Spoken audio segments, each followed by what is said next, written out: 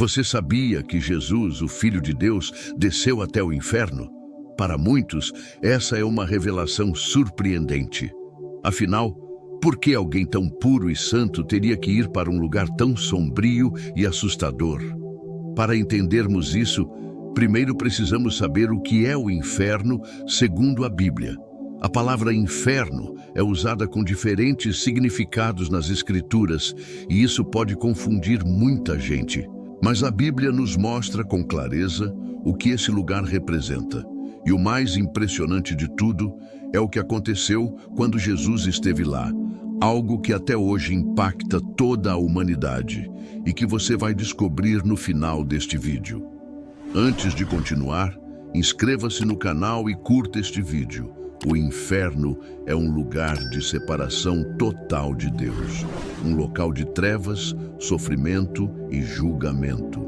Ninguém deseja ir para lá, mas é importante entender que a Bíblia usa diferentes nomes para descrever esse lugar, e cada um tem suas particularidades. No Antigo Testamento, por exemplo, encontramos a palavra Sheol. Esse era o nome hebraico para o mundo dos mortos. Era considerado um lugar de espera onde todos os mortos iam, tanto os bons quanto os maus. Um local escuro, sem alegria, onde as almas aguardavam. No Novo Testamento, a palavra usada é Hades, que tem o mesmo significado de Sheol.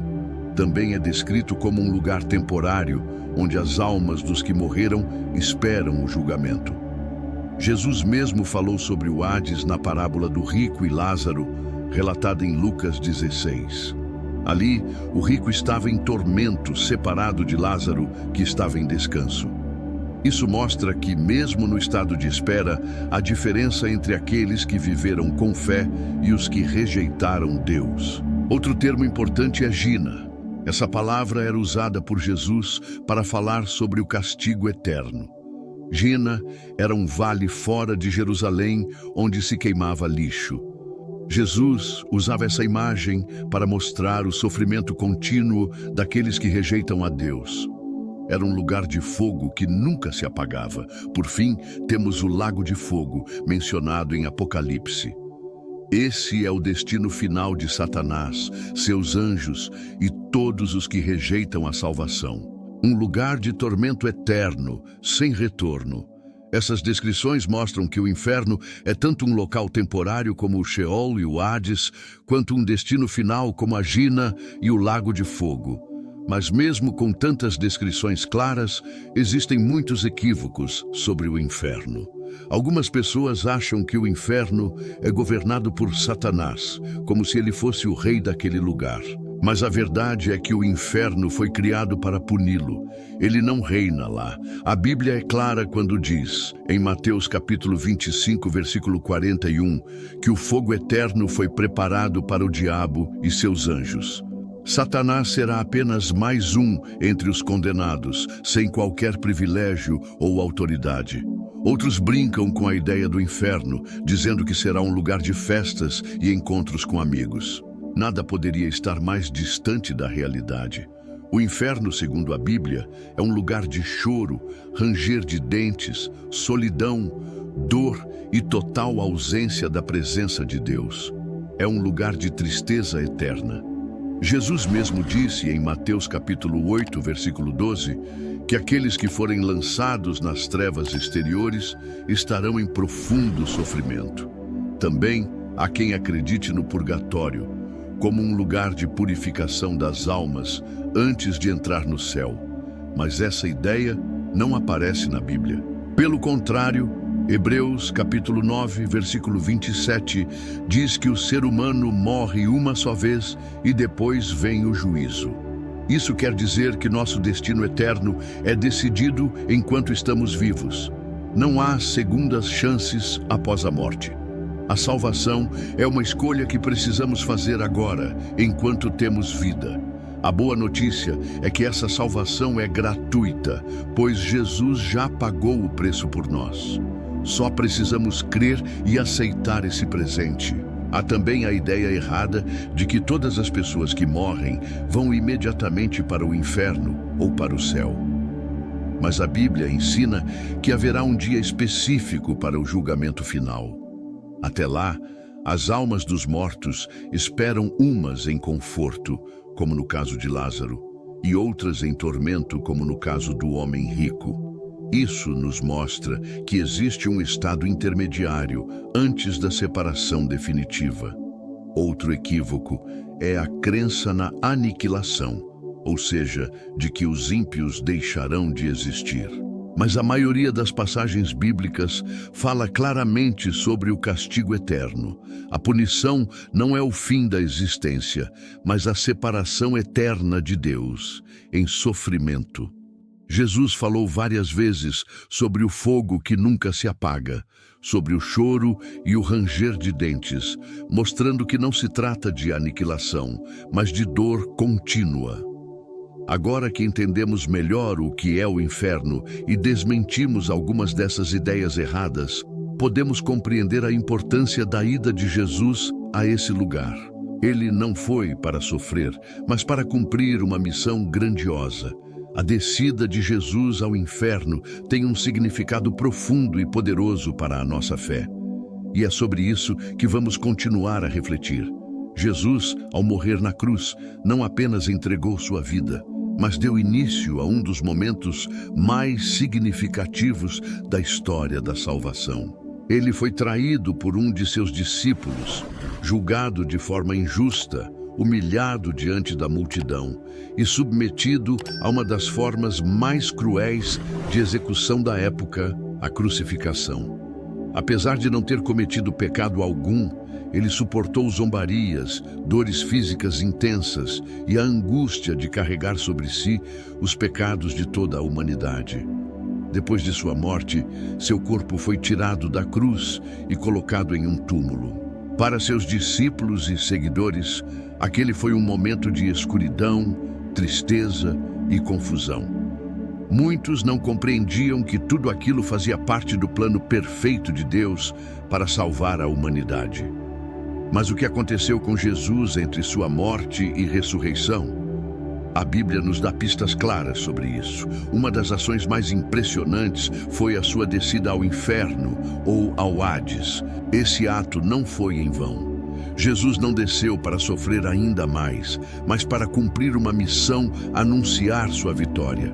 Conforme está escrito em 1 Pedro, capítulo 3, versículo 18 ao 20, Jesus foi até os espíritos em prisão e proclamou sua conquista. Esses espíritos seriam aqueles que em tempos antigos, como nos dias de Noé, haviam sido desobedientes. Essa pregação de Jesus não foi uma nova chance de salvação, mas sim uma declaração de autoridade. Ele estava dizendo, com sua presença ali, que o plano de Deus havia sido cumprido, que o pecado havia sido vencido e que a morte já não tinha mais domínio. A ida de Jesus até os confins da morte também mostra seu poder sobre o que há de mais temido pelos seres humanos, o fim da vida. Ao entrar no mundo dos mortos, ele enfrentou o resultado mais terrível do pecado, que é a separação definitiva de Deus. No entanto, em Apocalipse capítulo 1, versículo 18, o próprio Jesus declara: "Eu sou aquele que vive, estive morto, mas agora estou vivo para todo o sempre, e tenho as chaves da morte e do Hades." Isso significa que ele não apenas passou pela morte, mas saiu dela vitorioso. Ele tomou para si a autoridade suprema, demonstrando que nem mesmo o inferno pode resistir ao seu poder. A ressurreição de Jesus foi a prova visível dessa vitória. Ele se levantou do túmulo, venceu a morte e mostrou que tem o controle absoluto sobre a vida eterna. Sua ressurreição foi mais do que um milagre, foi a quebra das correntes da morte que prendiam a humanidade. E mais, Jesus não fez isso só por ele. Ao vencer a morte, ele abriu um caminho para que todos os que creem também tenham acesso à vida eterna. Sua vitória não foi individual, mas coletiva. Ele abriu a porta para a salvação de todos nós. Outro detalhe poderoso é que ao descer ao inferno e depois ressuscitar, Jesus também libertou os justos que antes dele esperavam a redenção. No Antigo Testamento, muitos homens e mulheres morreram na esperança da vinda do Messias. Eles estavam em um estado de espera, num lugar de paz, dentro do Sheol ou Hades. Quando Jesus completou sua missão, ele libertou essas almas. Efésios capítulo 4, versículo 8 ao 10, nos fala disso, ao dizer que ele levou cativos em seu triunfo. Ele desceu às profundezas da terra e, ao subir, levou consigo os que estavam presos. Isso mostra que sua salvação alcança todas as épocas, não só os que viveram depois da cruz, mas também aqueles que viveram com fé antes dela. A abertura dos portões do céu é um símbolo profundo desse momento. Antes, o céu estava fechado à humanidade por causa do pecado, mas agora, por meio de Jesus, o caminho está aberto. O véu foi rasgado.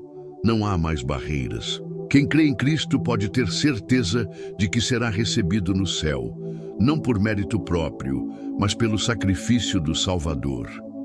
Isso marca a consumação da sua obra redentora e confirma a promessa de vida eterna para todos os que seguem seus passos.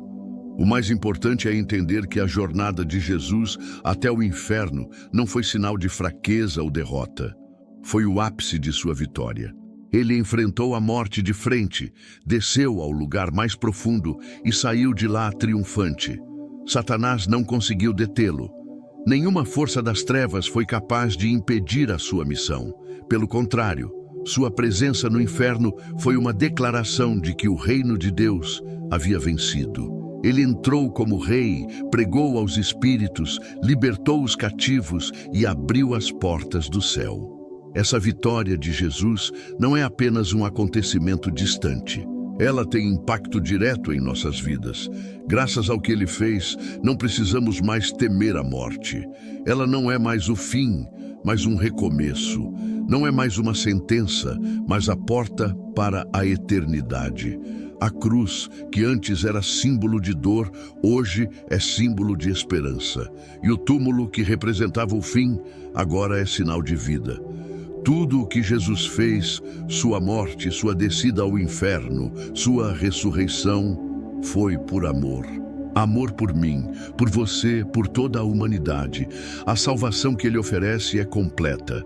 Ele não apenas pagou o preço pelos nossos pecados, mas também venceu tudo aquilo que nos causava medo, a condenação, o castigo, o fim.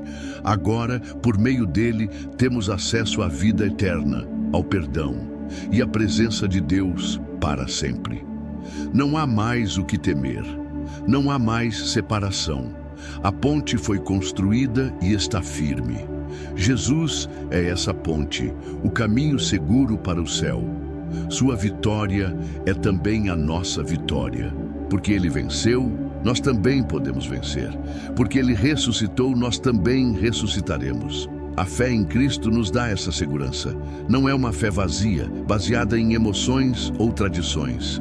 É uma fé com base em fatos reais, históricos, espirituais e eternos.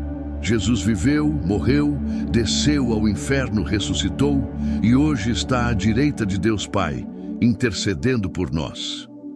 Essa é a base da nossa esperança. Essa é a certeza que sustenta nosso coração nos dias difíceis. Muitos ainda vivem com medo da morte, como se ela fosse o fim de tudo. Mas a palavra de Deus nos mostra que, para quem crê, ela é apenas uma passagem. A vida verdadeira começa após essa breve jornada aqui na Terra. E tudo isso só é possível por causa do que Jesus fez. Ele passou pelo caminho mais difícil para que nós pudéssemos ter acesso à glória eterna. Ele desceu ao lugar mais profundo para nos levantar ao mais alto. Quando entendemos isso, nossa forma de viver muda. Deixamos de lado o medo e passamos a viver com confiança. A dor já não nos paralisa. A morte já não nos assusta. O futuro já não é mais incerto. Podemos viver com alegria, sabendo que o nosso destino está nas mãos de um Deus que nos ama e que venceu tudo por nós. Essa certeza nos dá coragem para enfrentar qualquer situação, por mais desafiadora que pareça. E mais do que isso, essa verdade nos motiva a compartilhar essa boa notícia com outras pessoas. O Evangelho é isso, a boa nova, de que há salvação, há perdão, há esperança. Jesus já conquistou tudo. Nós apenas precisamos aceitar. Não é por esforço, por obras ou por mérito. É pela graça. É um presente, e se é um presente, tudo o que temos que fazer é abrir o coração e receber. Nossa missão agora é viver à altura desse presente, não para merecê-lo, mas para honrá-lo. Viver com fé, com gratidão, com compromisso. Mostrar ao mundo que fomos transformados por esse amor. Ser luz em meio às trevas, ser sal em meio ao mundo sem sabor. Ser testemunhas daquilo que Cristo fez em nós, porque quando entendemos o tamanho da vitória de Jesus, nosso coração não consegue mais ficar calado. Cada atitude nossa deve refletir essa esperança. Nossas palavras, nossas decisões, nossa maneira de tratar os outros. Devemos ser canais da graça de Deus, levar conforto aos que sofrem, levar paz aos que vivem em guerra interior. Levar vida onde tudo parece seco e sem sentido. E tudo isso só é possível porque Jesus foi até o inferno e voltou vitorioso. Ele não apenas venceu a morte, ele transformou a história, ele abriu as portas da eternidade. Nada, absolutamente nada, pode nos separar desse amor. Nem a dor, nem o medo, nem a morte, nem o inferno. Porque Jesus desceu ao mais profundo e subiu ao mais alto, levando consigo a nossa esperança. Agora é com essa segurança que vivemos, não mais como derrotados, mas como mais que vencedores, não mais como quem caminha no escuro, mas como filhos da luz, porque a luz venceu e venceu para sempre.